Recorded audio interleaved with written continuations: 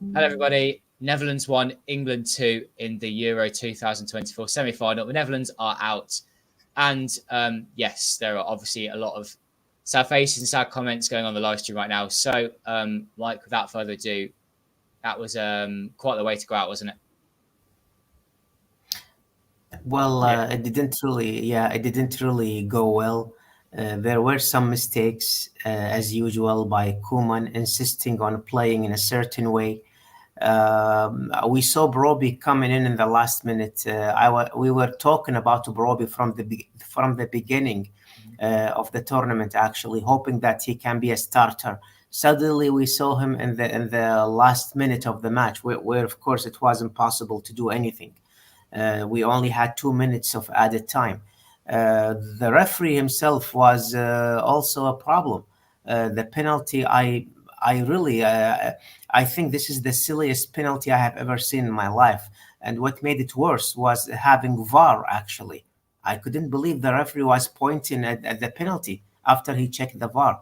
But again, it's us also to blame. We had an entire half and at least 25 minutes of the first half to fix this.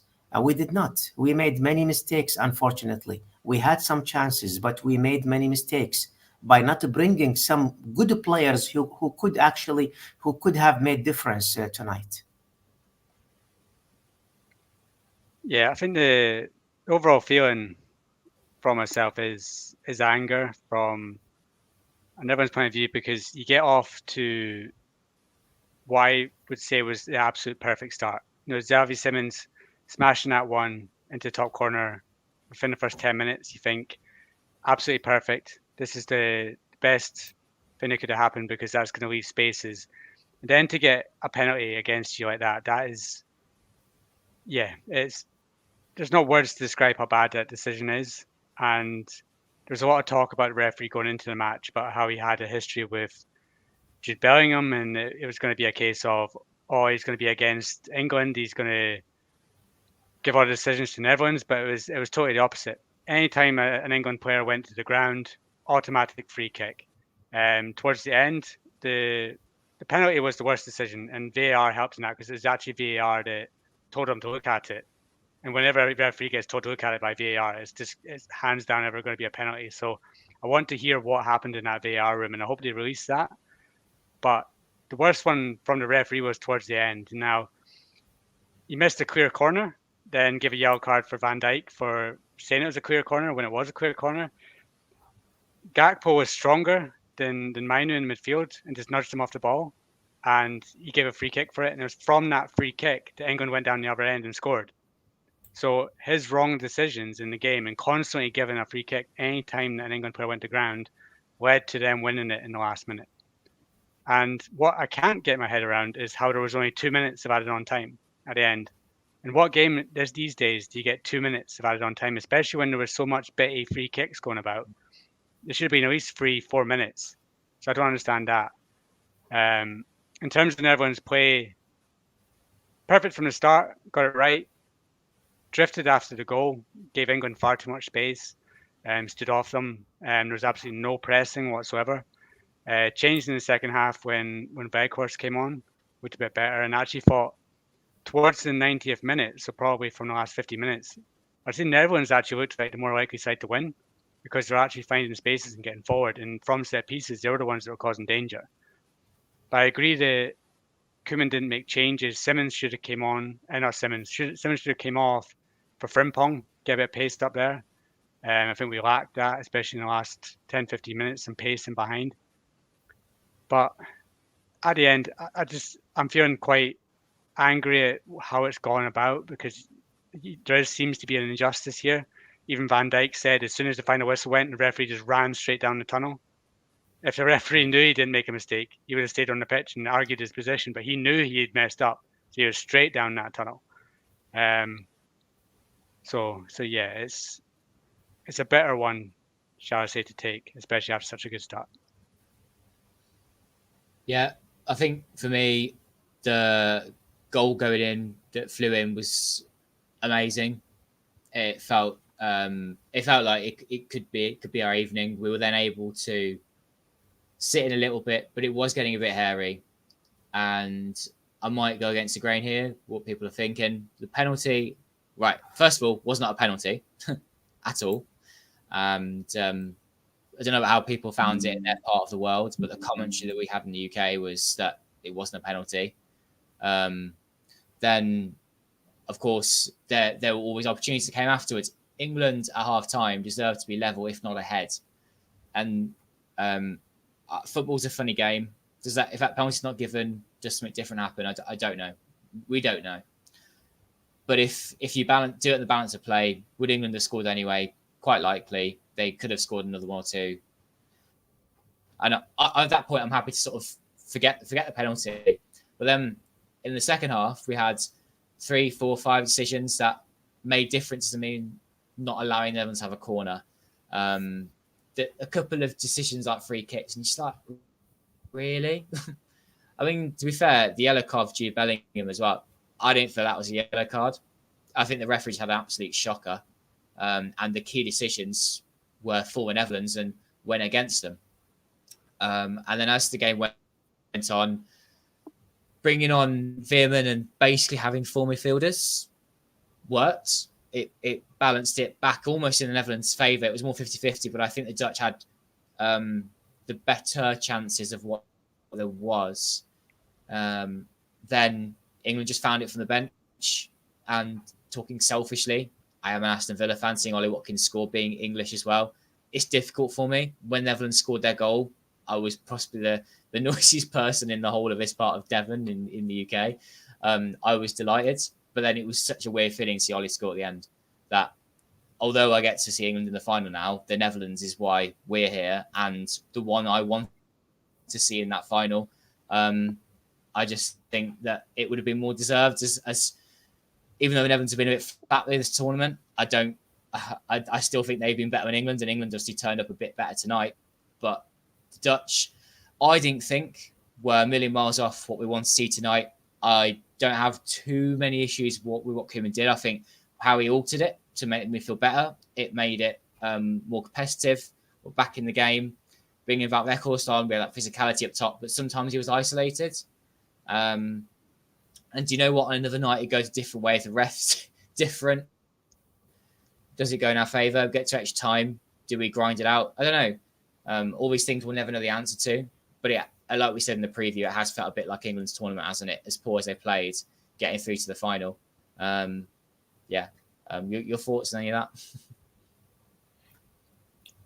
I don't really know who to blame. I mean, we did have many problems with Koeman and his decisions from the beginning of the tournament, especially about Broby. We thought he could really bring depth to the line. And of course, I also blame him after the first goal tonight. The team was just sitting in the back, until England got that undeserved goal, to be honest. But still, I mean, we were giving them the entire midfield.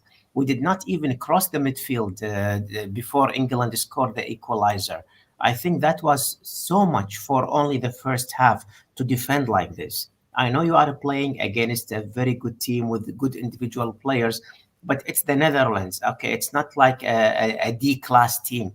We should have at least tried to attack a little, or at least to balance the match, not to give it completely away to England to attack until they scored the equalizer, which made most of the changes in the match, I think. Yeah, I think it's a hard one to pinpoint exactly what went wrong after the goal. I don't think Koeman's plan, maybe it was to an extent to be a bit like the France game, to set off and try and hit them on the counter. But everything just seemed so slow and sluggish, and it was the same as we've seen before, where it was get the ball, stand on it for 5 minutes, pass it backwards, pass it to the other defender. And there's a few times where it was just going long over the top. And that was just so easy for England, especially in the first half. It was just so passive, and they're just giving them the ball constantly. And Foden was just picking up the ball in space, nobody tracking him. He was turning, he was getting shots off. Whenever they gave the ball to Gakpo, he was getting shut down by Saka. It seemed like he was scared to run at Saka, even though he's not a defender. On the other side, Malen was invisible. He was not in the game at all. It was the wrong choice to start him. Obviously, Memphis went off in the first 30 minutes with a hamstring issue. So you don't know if anything would have been different if he had stayed on with Weghorst, because that combination worked so well against Turkey. But before that, Memphis was pretty invisible. So I think from the start, Netherlands got off to that really quick start by scoring. But after that, the issues sort of crept in with the midfield's too passive. The attack wasn't getting the ball. When they did get the ball, they were not doing anything with it. It's going backwards. Nathan Ake getting the ball in possession and turning all the time and just going backwards. It's the same again and again that we saw against Turkey in the first half, and we saw against Austria and France as well. It's one of these games where you can be angry about the decisions that went against you, and yes, I am, because that shouldn't happen at top level sports when you have VAR. But did the Netherlands do enough in that first half? No. They improved in the second half, but Koeman had to make changes, and he's constantly had to do that. He's always had to make changes to make the Netherlands play better, whereas he just needs to get it right from the start, and then that doesn't need to happen. And he's not getting his lineups spot on. And I think Frimpong was a big miss today. He didn't even come on, but he has that electric pace that they don't have. He has that unpredictability that Malen doesn't have. You know what Malen's going to do when he picks up the ball. And even on the left-hand side towards the end, there'd be nothing wrong with going back 5 and bring on Mickey van de Ven just to bomb down the left-hand side, but he didn't do it. And it's just these little things from Koeman that you're just like, why are you sticking with these same players that are not doing it in games and not bringing in the ones that are showing something? So yeah, it's while there's injustices with refereeing performances, there's also parts where Koeman got it wrong with his lineup.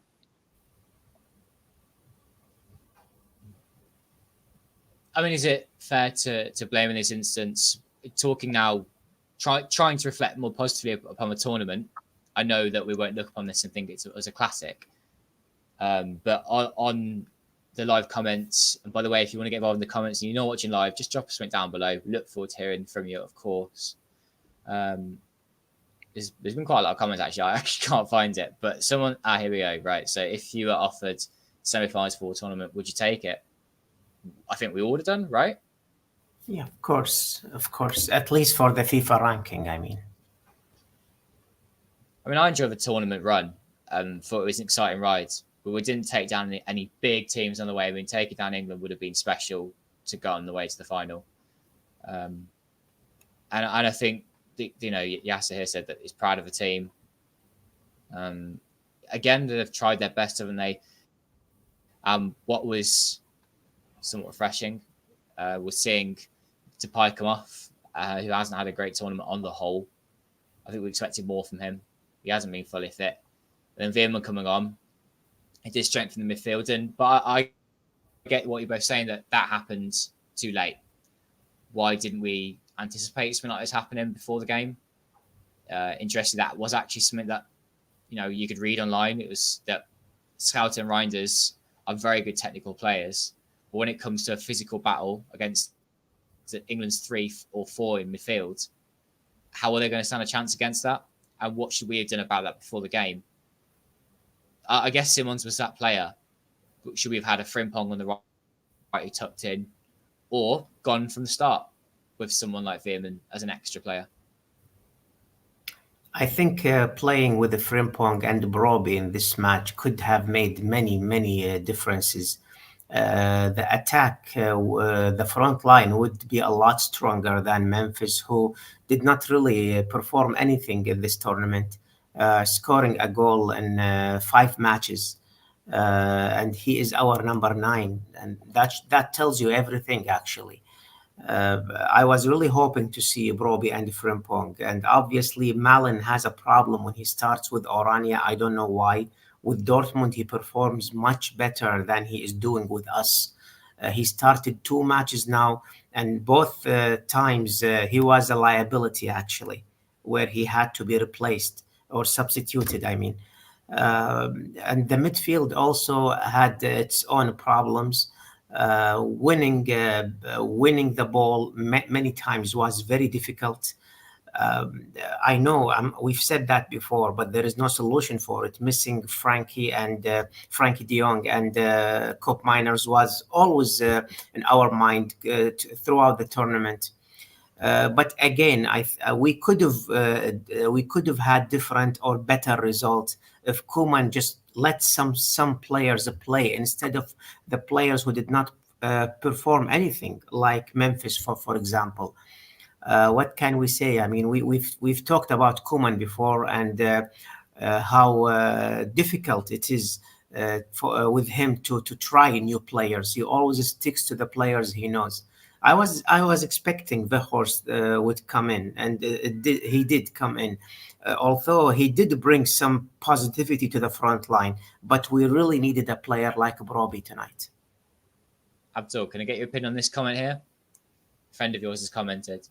Very annoying we had to lose to England out of all teams. It was a 50-50 game, but the ref made some dreadful decisions. What do you think?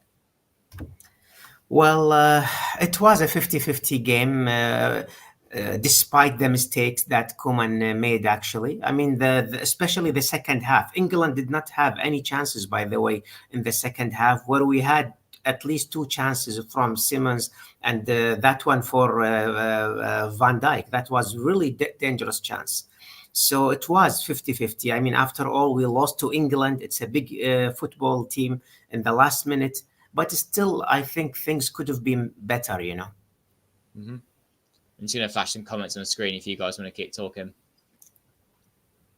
Yeah, Mike. I agree with the comment about we grew into the game in the last 20 minutes because they got tired. And I do think in the last 20 minutes, Netherlands looked like the most likely to score.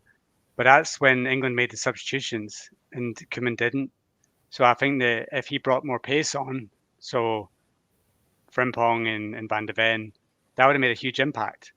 I think so too. Because England brought on Watkins, and the thing about Watkins is that he comes on because he's got pace and he can get in behind. And you don't want him to come up against the slowest defender that you have.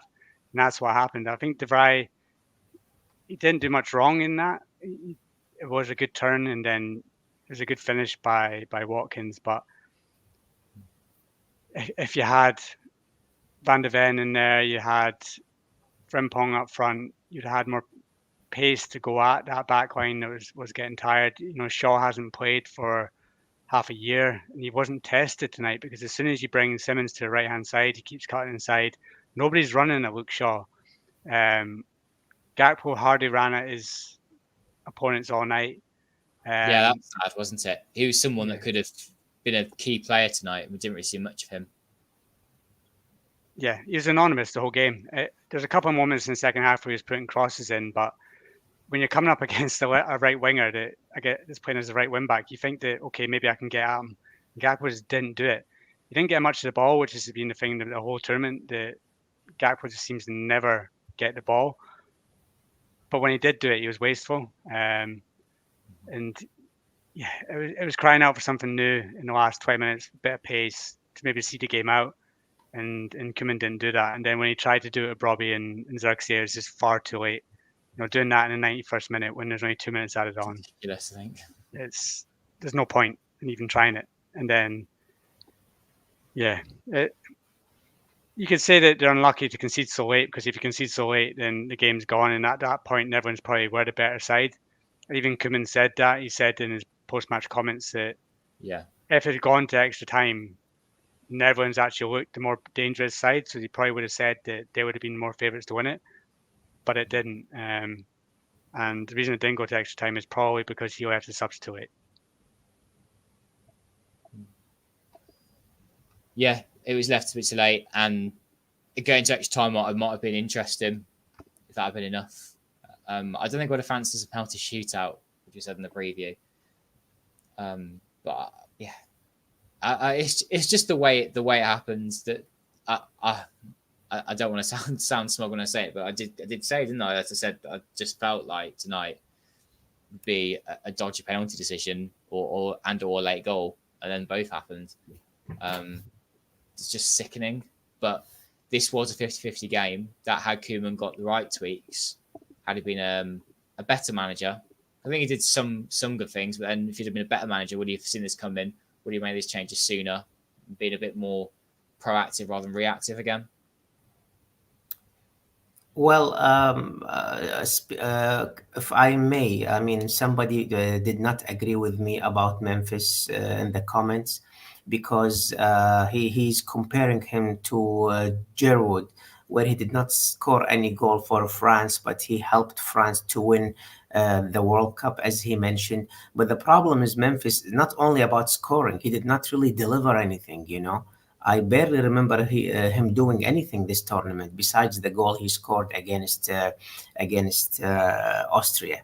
And speaking of Koeman or the coaches, if you allow me, I mean, since '88 until now, 36 years, we've seen Dick Advocaat coaching Oranje in three eras, Van Gaal coaching Oranje in three eras, Guus Hiddink and Rinus Michels coaching Oranje in two eras. Van Basten, Frank Rijkaard took the job with no experience whatsoever. Koeman took the job for two eras. I don't know any national team had this circulation of coaches over and over. You know, I mean, what is the point of this really? It doesn't make any sense. I don't know why they do that. I mean, if you either sack a coach or he quits, either way, why do you bring him back again? You know, I don't understand this really.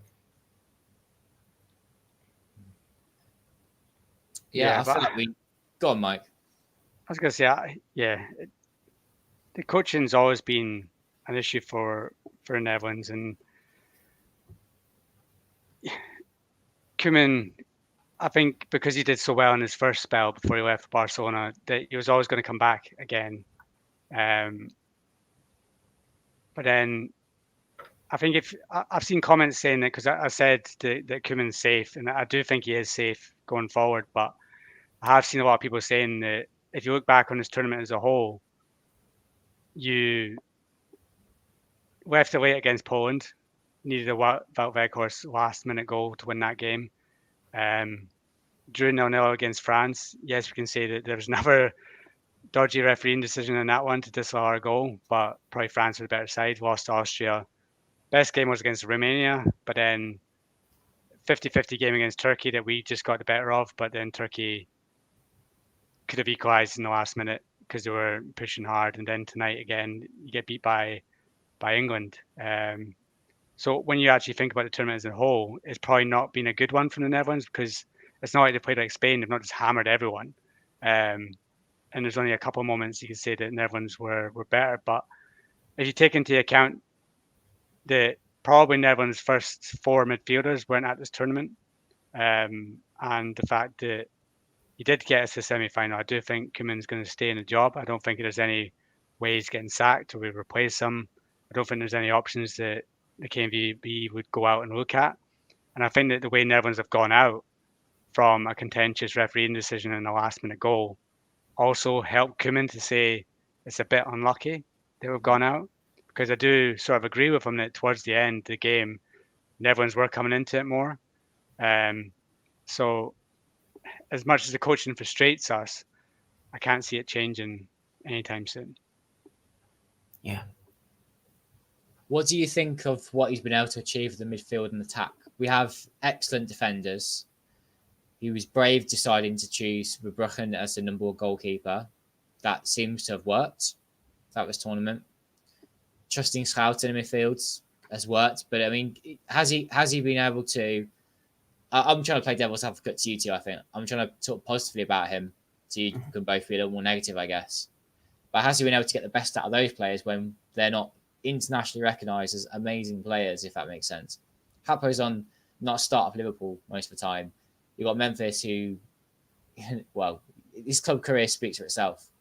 You've got Simons playing as like a right winger sometimes. And then two midfielders that have not really played together before, playing together and replacing injured players. Yet we're still able to compete and get to a semi-final here. And like you said, nearly get to the final. Well, the players are subs in some teams, but they are subs in big teams also. I mean, Gakpo plays for Liverpool. It's a big club that plays in a it's probably the biggest league in the world, in my opinion, the strongest league. So it doesn't matter if he's a sub, he does play as a starter sometimes. The problem is with some players that Koeman insists on selecting. Wijnaldum, Blind. I mean, we played the tournament like we were short two players. He could have brought some other players, at least young talents, just to give them the confidence of selection. Why just to keep bringing the older players back over and over? Discover new talents. You have to discover new players. I was wishing the entire tournament that he could give a chance to Xerxes as a starter, or Broby. Mike said something really nice when he said Koeman starts wrong many times and he fixes his mistakes in the second half. Why do you have to start wrong? Because you are stubborn. You just think these players are like are like a fortune. You have to keep it. You have to start with them every match. I mean, that was really silly. Why insisting on Memphis? Why insisting on 4-3-3 every match where we could have won sometimes with a 3-5-2 or with the 5-3-2? So I think fixing the problem for the Nations League, which is going to be in 3 months from now or 2 months from now, starts from selecting the players. It starts from giving the young talents a chance to play. I think this is the problem. I agree with what you're saying, but if you're comparing the Netherlands to some top teams in Europe, for example, England tonight, how many of those England players get into the Netherlands side? Well, I can compare. Or Xavi Simons. You know what I mean? I agree with you. They are stronger. So what I'm trying to say is, did Koeman at least get us competitive tonight? Because the difference between these two teams is actually quite big. Okay, I have to give him some credit. Sorry, Mike, if I'm talking too much. I'm just very angry, really. I think, okay, we have to give him some credit for taking us all the way to the semi-final, for losing the last minute against England, which is never a shame to lose from a team like England. We're just criticizing some decisions he is making. You're right. We don't have maybe the quality that England does have. But if you remember 2014, we had 3 defenders from Feyenoord. They were unknown. We made it all the way to the semi-final and we lost by penalties at that time. We only had 3 stars in the team, or 2 stars actually, Van Persie and Robin. Snyder was declined. He wasn't that good at that time. Just because we played right, we played smart. You don't have to have the best team. You can just play smart and win. Greece in 2004, Denmark in 92. They did not have the best players. They won because they played smart. And this is what we need to do sometimes. I do think that, because there's something I need to go into after this, but on Koeman, I do think 5-3-2 would have suited the Netherlands better. I know it's contentious. I know everyone thinks that 4-3-3 is the best way for the Netherlands. But if you think of 5-3-2 tonight, where you have Van Dijk centre, Ake left, De Vrij, Van de Ven, Dumfries, and then you've got Van Dijk on Kane, and then you've got Ake, and then you've got De Vrij who can come out and tackle Bellingham and Foden. It makes it much more sense when you're trying to get on top of that midfield and stop them to dictating the game, that you'd have an extra defender. Then you've got somebody like Van de Ven with his pace to get forward and help. I think the problem with Gakpo was he was too, as much as it's a strength that he was out wide, he's too isolated there if you can't get him the ball. If you had someone like Weghorst, Gakpo, isolate the 2 centre backs,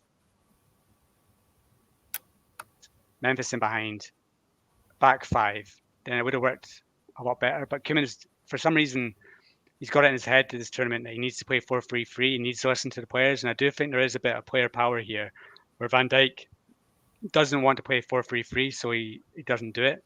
Whereas I think tonight it would have suited the Netherlands a lot more. And I want to see tactical changes from the players on the pitch as well, because it seemed like there's nobody like a Van Bommel or a Nigel de Jong. When England were passing it about in the first half and just leisurely just passing it about, There was no Netherlands player going to shut them down. There's no Netherlands player chasing after them. They're all just like, okay, you have the ball, I'll just stand here. They're just knocking about for fun. Whereas if you had somebody like Van Bommel or Nigel de Jong, they'd run after them, at least make a tackle, give away a foul in their half. We show a bit of passion to say that you're actually chasing the game. Weghorst did that when he came on. He was running after players. And especially since the first 10 minutes, Xavi Simons got the goal because he pressed and he stole the ball off of Rice. Why didn't he do that the rest of the game? Why weren't he getting in England's players' faces? It seemed like, okay, you have the ball, we'll just stand off. And let them pass it about. And there's a few occasions where they were getting behind and things just didn't come off. Like Foden hit the post, Dumfries made the last ditch challenge off the line. That just came from Netherlands sitting back and allowing England just to ping balls into the box. And they got to goals. But it comes from a lack of tactics to suit this team. And it comes down from on the pitch leadership. Where was Van Dijk shouting at the players? Where was Van Dijk running out and screaming at his midfielders and attackers to do a bit different? There's none of that. But that comes from Koeman needing to be the one that's in charge and not Van Dijk the one in charge, not Memphis the one in charge. He needs to get. It's a bit like Southgate, where he's trying to get all his players in the team and not picking the team that suits the players he has. I think that's the same with Koeman as well. He's trying to get all the players that he wants in there in the squad without it actually being good for the tactical situation that he has in front of him. But the other thing I wanted to bring up, because it's been completely missed in everything that I've seen, it got completely missed in the coverage that I saw, that when the penalty was given, before the penalty was given, the ball comes out to Saka and he controls it by putting his arm up and putting it down with his arm. And then he passes it to Kane, who then shoots and gets the penalty. So VAR's completely missed the fact that Saka's controlled the ball with his arm in the build-up. And it's not been seen. It didn't get shown to the ref as well. So how has VAR missed the fact that there's a clear handball before it even got to Kane? So that even adds even more fuel to the fact that it's a scandalous refereeing performance. But at the end of the day, it doesn't change anything. And then you got to look at the tactics. But yeah, I think the fact that Saka handballs it is going to be the thing that goes on for days and days and days, that this was missed. How did this get missed? This is injustice. And that's going to be the narrative that is going to come out in the Netherlands in this few days. And it's going to be less about the fact that it should have been 5-3-2. Van de Ven should have started. You should have had Weghorst in from the start. You should have had Frimpong in earlier. There's a lot of things that went wrong from the tactical side, but there's also that added thing about refereeing where it's just going to make it a bit more bitter and let Koeman away with it, I think. If you allow me to say, I mean, Van de Ven played with every single English player in the league, at least. Why didn't he start? Many people are talking about that also, even in the comments.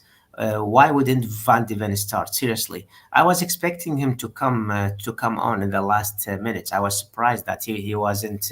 I don't know what Koeman was trying to do, actually, especially in the last 10 minutes. Maybe he was trying to kill the match, hoping that the English players will be tired for playing 3 times in a row, extra time, and then in the extra time he will decide to attack. I don't really know what he was planning to do, but whatever it was, it failed. And if you allow me, I know this is maybe this is not related. Somebody said, well, Sneijder was the best in 2014 because I said he wasn't very good. I'm comparing him to Sneijder 2010, where he was the main star. In 2014, he wasn't the main star in the team. That's what I meant. Again, speaking of this match, if you allow me, I really would love to talk about the future now, because it's going to be very soon where we will play. I think Koeman is going to make his selection in probably a month and a half from now for the Nations League. So if he's going to bring the same players again, then we really have a problem. Yeah, there's so much unpicking what you guys are saying and so many things that have been put in the live comments. But I think how I feel about it, going forwards, Koeman's going to stick around, and unfortunately, I don't think he's going to make big sweeping changes ahead of September. But in an ideal world, we change coach now. I think this is the end of a phase. Time to turn over a new leaf and start something new. And it would be nice to see some new players come out. I'm not saying wholesale changes. I'm not saying no more Van Dijk or De Vrij. Like, they have their place. I know there are times we've criticised both of them. But we've got Verbruggen now into the team. We've got Dumfries, who's actually still a pretty important player for the side. But is there a way that we can fit him and Frimpong in some way? Is there a way we can get the left side of the defence right? Maybe Martin goes on and has a good season with Aston Villa, and he now then becomes that left wing back, so we can play at 5 at the back. Then up top, I think Memphis, as much as I backed him before tournament, and yes, he has had some good times in the tournament, he hasn't done enough. People have said in the live comments here, a bit of a difference in opinion. Some people saying almost indispensable. He is best what we've got. And others are saying no, he isn't. And now that's it. That's it for him. He's gone to the bench. I think they're right. I think a new striker now is the right time. I think if you said this before tournament, play Brobby, I've been excited because I did like Brian Brobby, but I don't think he's ready to do that in a big tournament. Whereas now, looking ahead to September, if he's still putting the goals in at club level, it's a good chance to swap that and to start somebody new in the team in that position. The midfield needs to have a look at. Does Schouten keep his place? I don't think so. Frankie Young's coming back, but I'd hate to see him lose his place to someone just Martin de Roon, because that is then a step backwards, isn't it? Back to what we wouldn't like to see. We want to see the team like overhauled, but there has to be things that are done in the positive direction now, and not kind of going backtracking to older players. I mean, I wouldn't want to see Memphis and de Roon starting the next game, for example. Well, Blind, Wijnaldum, de Roon, I really hope they retire, because Koeman will not stop selecting them. Seriously. And by the way, he's finally convinced that Wijnaldum is no good for Oranje anymore, because he did not let him play the last 2 matches or 3 matches. He has to pick or to find some other players that give some confidence to Brobbey and Xerxes. They might be the future of Oranje. Try to discover talents, and this is Koeman is very poor with discovering talents. We criticized Van Basten so much when he took the job, but he built a good team. He's the one who brought Van Persie, Sneijder to the national team. Maybe not Sneijder, but Van Persie. I think Van Basten played a big role in discovering Van Persie in 2006.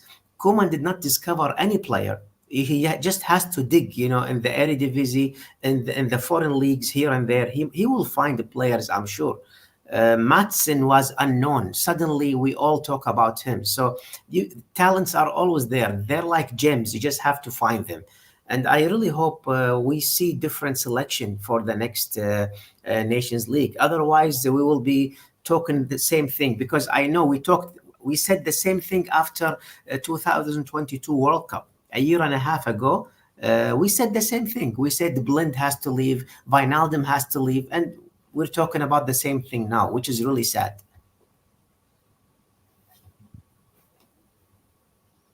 I mean, in terms of a team right now, today, I think there's not a lot else that I think Koeman could have done in preparation for this. I don't want to be too critical of him. We just want someone now that's going to be fresh and do something new with it all.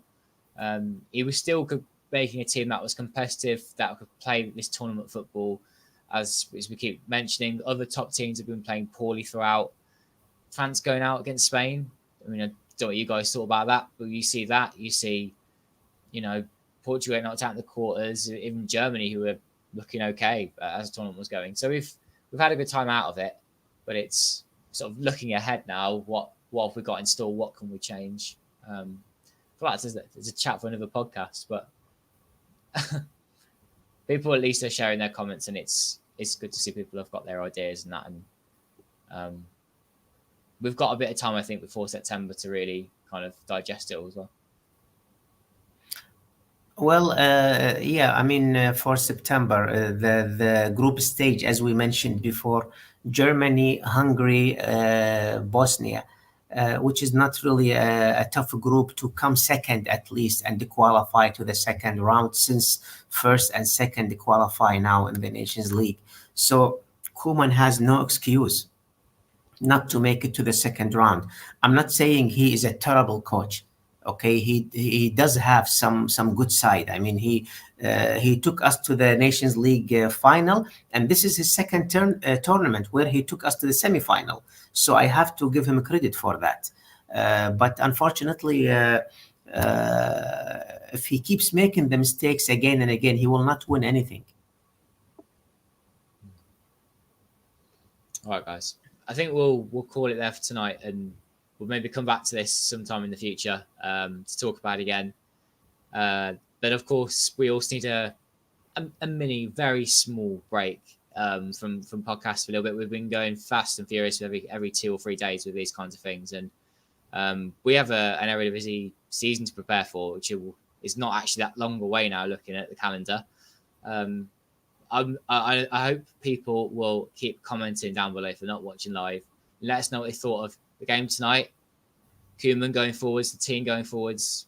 Let us know what you're thinking. You can see a couple of thank yous in the live comments. Thank you. Wow. Thank you guys so much for your support and watching this and being interested in us three talking nonsense, really, about Dutch football in the English language, which is what we're here to do. But yeah, anything you two want to share before we go off air? I just hope things get better in the Nations League. We have the Nations League. We have the World Cup qualifiers draw. We will know who we will face, but the qualifiers will not start until next year. So we have plenty of time. I think the Nations League will be a very good time for Koeman to just study what he did wrong and right in the 2 previous competitions where he took the job for Oranje. And I really hope he learns from his mistakes. He starts selecting some good players, letting some players go, as I mentioned. And yeah, that's all I can say. Yeah, I think that we've got to hope that obviously we're missing the main midfielders that would have played in this tournament. And the exciting thing is that some of those players are making steps up. So you've got Koeman that's going to link to Juventus. You got Reefer is going to Brighton, so that's going to improve him. Frankie de Jong hopefully gets fit again coming into the September games, and then you look at some of the players that will eventually come through. You'll hope that they push towards the national team. You got Somerville, wherever he ends up, but it looks like clubs such as PSG are interested in him. He would add a lot to the wings. Frimpong's probably going to make a move this summer. You've got other players that are making moves. Zirkzee is going to Manchester United. So there's a lot of Dutch players that are going to go on and get moves to bigger clubs, hopefully shine in bigger leagues than, say, the Eredivisie or playing for Bologna, etc. So that part of the Netherlands' future is bright. You need Koeman to hopefully nurture that talent, bring it through, and play it. We've got to be proud of the fact that the Netherlands, losing their 4 first choice midfielders, still managed to get to the semi-final of the Euros. So well done to Jody Schouten, who has done himself a huge credit in this tournament. I think that there's a lot of clubs that are going to be circling him now for his performances. And Tijani Reinders, I think, has had a solid but not remarkable tournament. And then you got Xavi Simons, who I think is finally shown in this game as well as the past couple that he is one that the Netherlands can build around going forward. So the future does look bright if the players that Netherlands need. I do think they need a really strong defensive midfielder to come through from somewhere. I hope that one of the Dutch clubs can develop one and they can bring in. But other than that, I think the defense is strong.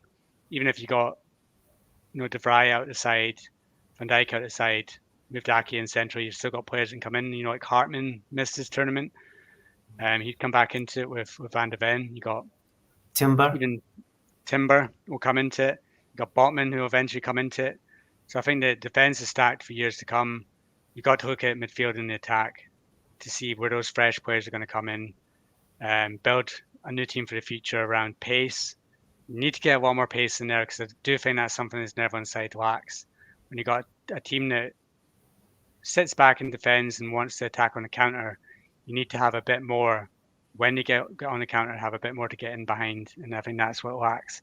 But if you bring in players like Somerville, give starts to Brobby, Xerxes, look at Frimpong, then yeah, you've got a lot more in there. So yeah, I think that for the games in September, the Nations League, yes, we should go far in it, but it's more building towards the World Cup. And I do think there's a lot of young guys coming through that can help us towards that World Cup in 2 years. You can build a bright future for this Netherlands national team. And I hope that Koeman's the one that can learn from his mistakes in this tournament, whittle out the guys who shouldn't be there anymore, and then start to nurture that young talents to the World Cup so we can actually shine towards that tournament. Because you have to say that throughout the match, you'd say England were the stronger side, and that's because they've got better players. We need to get those better players into the Netherlands side and showcase that we're a powerful football nation that's coming through and we can challenge at the World Cup. Well said, guys. You two do a super job with your thoughts on the Dutch national side.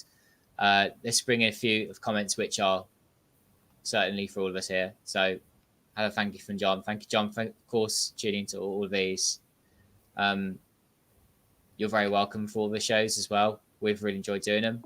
It's been great coming on. We enjoy it. Sadly, Andres, no tattoo. Yeah, unfortunately. Abdul, you have to do some translating for us. Oh, it says hello from Lebanon.